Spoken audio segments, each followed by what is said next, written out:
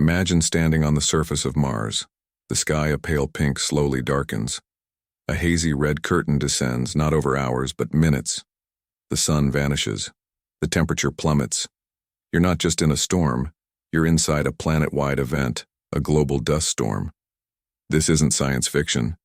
This is a real recurring phenomenon on the red planet, and it's one of the most captivating mysteries in our solar system. For centuries, astronomers squinted through telescopes, noting the changing colors of Mars, the way features would appear and disappear. They called them yellow clouds. What they were witnessing were these immense dust storms, capable of blanketing the entire globe for weeks, even months at a time. Today, our eyes in the sky, orbiters and satellites, give us a front-row seat to this incredible spectacle. They show us storms starting as small, localized events barely a few dozen miles across, but under the right conditions they can explode, merging and growing until they form a single, contiguous cloud of dust that shrouds the entire planet. But what are our satellites really seeing? Are these just colossal weather patterns? Or are they a key to unlocking the deepest secrets of Mars's past, present, and maybe even its future? Let's start with the basics. What even is Martian dust? It's incredibly fine, like talcum powder, and it's everywhere. This isn't the heavy, wet sand you find on a beach. It's light, dry, and rich in iron oxides. That's what gives Mars its signature red color. This fine dust is easily lifted into the thin Martian atmosphere by winds. Now, Mars' atmosphere is only about 1% as dense as Earth's, so you might think winds there would be feeble. But don't be fooled. Wind speeds on Mars can reach over 60 miles per hour, more than enough to kick up that fine dust and start a storm. These storms typically begin in one of Mars's two storm seasons, spring and summer in the southern hemisphere. This is when Mars is closest to the Sun in its orbit, receiving about 40% more solar energy. This extra heat creates bigger temperature differences between the surface and the air, driving stronger winds. A typical dust storm season on Mars can see hundreds of smaller localized storms. They're fascinating in their own right, carving dark streaks on the landscape and redistributing dust in beautiful, dune-like patterns. But every few years, something special happens. One of these storms doesn't die out. It grows, and grows, and grows. This is where it gets really interesting. Scientists believe it's a feedback loop. As dust is lifted into the atmosphere, these dark particles absorb sunlight. This heats up the surrounding air, making it more buoyant. This warmer air rises and cooler air rushes in to replace it, creating even stronger winds. These winds lift more dust, which absorbs more sunlight, which heats the air more, which creates stronger winds. You get the picture. It's a runaway process. This positive feedback loop is the engine that can power a local dust storm into a global catastrophe. The images our orbiters send back are breathtaking. We can watch as tendrils of dust creep across canyons and over giant volcanoes.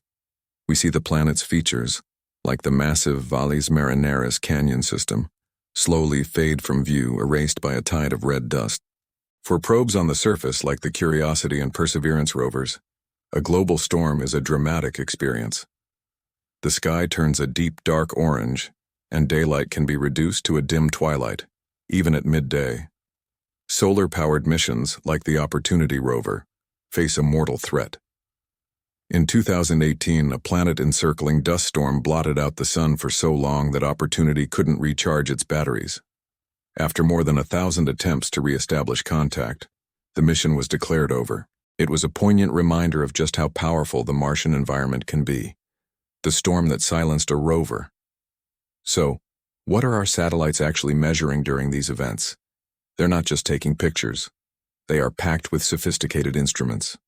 Spectrometers analyze the composition of the dust, telling us what it's made of.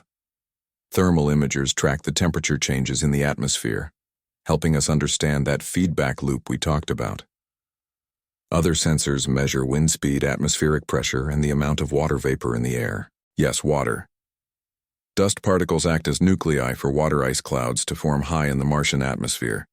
This is one of the most stunning recent discoveries. Data from the MAVEN orbiter showed that during a global dust storm, water vapor, which is usually confined to the lower atmosphere, can be carried to incredible heights over 50 miles up. At that altitude, solar radiation is intense enough to break the water molecules, H2O, apart. The lighter hydrogen atoms then easily escape Mars' weak gravity and are lost to space forever. This is a huge deal. It suggests that dust storms are an active mechanism happening right now that is helping to strip Mars of its water. Over billions of years, this process could have played a significant role in transforming Mars from a potentially warmer, wetter world into the cold, dry desert we see today. So these storms aren't just weather. They are a fundamental process shaping the planet's evolution. They are literally desiccating the planet, one storm at a time. But the dust does more than just remove water, it also moves it around. As the atmosphere cools after a storm, water vapor freezes onto the dust particles and falls back to the surface, but often in different locations.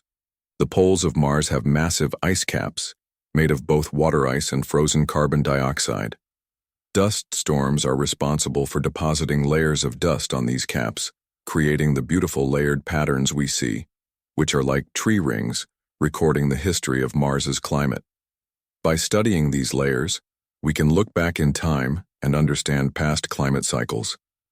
There's another, even more tantalizing question. Could Martian dust storms hold clues about life? While the surface of Mars is blasted by radiation, making it hostile to life as we know it, could life exist underground? And could these massive storms be a way to bring evidence of that life to the surface? It's a long shot, but scientists have considered it. If microbes exist deep beneath the surface, a massive storm that scours and erodes the landscape might, just might, kick up biosignatures, chemical traces of life, into the atmosphere, where our rovers or future missions could detect them. The dust itself could also play a role in creating unique chemical reactions on the surface, driven by static electricity generated by all those rubbing dust grains. These are the kinds of questions that drive future exploration. And that brings us to the future. Understanding these storms is not just an academic exercise. It's critical for the future of human exploration on Mars. We can't send astronauts to a planet where they could be trapped in a global dust-out for months with solar panels rendered useless and visibility near zero. We need to be able to predict these storms. Just like we have hurricane forecasting here on Earth, we need reliable Martian weather forecasting.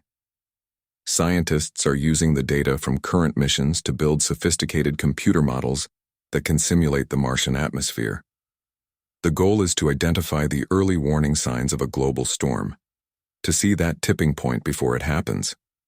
This will allow future Martian habitats, which will likely rely on nuclear power rather than solar, to be prepared. It will allow astronauts to plan their surface excursions safely, knowing they have a reliable forecast.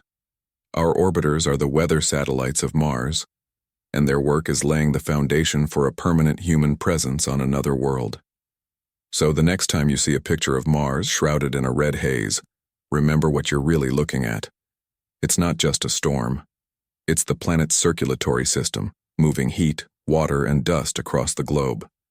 It's an engine of planetary change, slowly stripping Mars of its water and reshaping its surface. It's a historical record, with its story written in the polar ice, and it's a formidable challenge that we must overcome if we ever hope to walk on the red planet.